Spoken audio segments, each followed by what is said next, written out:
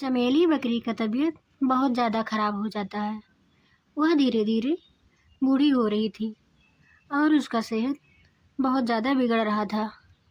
चमेली का तबीयत बिगड़ता देखकर उसका मालिक सोचता है, क्यों ना हम इसको बेचकर कुछ पैसा कमा लें, नहीं तो ये मर जाएगी तो फिर किसी काम की नहीं रह जाएगी।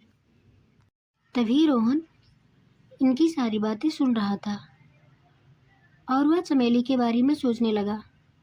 चमेली बहुत उदास रहने लगी। वह हमेशा रोती रहती थी। तब रोहन ने अपनी माँ से आकर जिद किया, माँ, मुझे वो बकरी चाहिए, नहीं तो उसको सत्यपाल अंकल उसको किसी कसाई को बेच देंगे। तब रोहन की माँ कहती है, ठीक है, तुम इतना जिद कर रहे हो, मैं ले लेती हूँ। और वो दोनों खुश होकर उस लीली बकरी को ले आते हैं। फिर रोहन सुबह खुशी खुशी होकर उस बकरी को ले आता है और वह अपने घर पे लाकर उसकी बहुत सेवा करता है। धीरे धीरे चमेली का तबीयत ठीक होने लगा। धीरे धीरे चमेली घास भी खाने लगी और वह एकदम ठीक हो गई। चमेली के 2 बच्चे भी आ गए और वह बच्चों के साथ बहुत खेलता था। चमेली का दूध निकालता और बाजार में बेच भी देता। धीरे धीरे रोहन का आर्थिक स्थिति सही होने लगी और वो दोनों बहुत खुश रहने लगे। गांव वाले आपस में बैठकर बातें किया करते थे, ये बकरी तो इनके यहाँ जैसे लक्ष्मी बनकर आई है। जब से ये लोग बकरी को लाए हैं तब से इनके यहाँ की स्थिति बहुत अच्छी हो गई।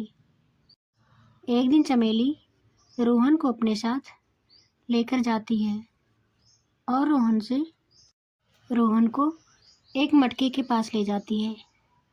उस मटके में बहुत सारे हीरे जवाहरात भरे पड़े थे। ये सब देखकर रोहन चौंक जाता है और उसमें से हीरे जवाहरात बेचकर रोहन की स्थिति और भी अच्छी हो जाती है। गांव में चर्चे होने लगते हैं कि ये कहाँ से इतना धनवान होता जा रहा है। ये सब बातें जब सत्यपाल को पता चलता है, वो बहुत परेशान हो जाता है और एक दिन वो प्लान बनाता है, क्यों ना हम इस जादुई बकरी को अपने घर ले आएं।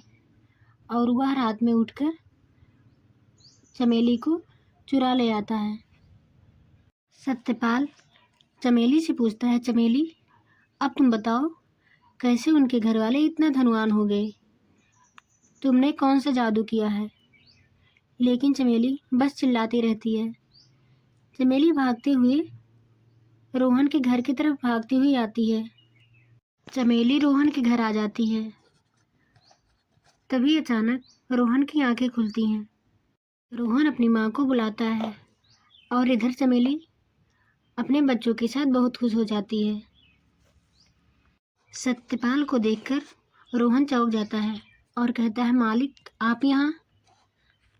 तब वो सारी बातें रोहन को बताते हैं। सत्यपाल कहता है, रोहन, मुझे माफ़ कर दो बेटा, मैं लालच में आ गया था। सत्यपाल को अपनी गलती का एहसास होता है और वह चमेली को रोहन को देकर चला जाता है।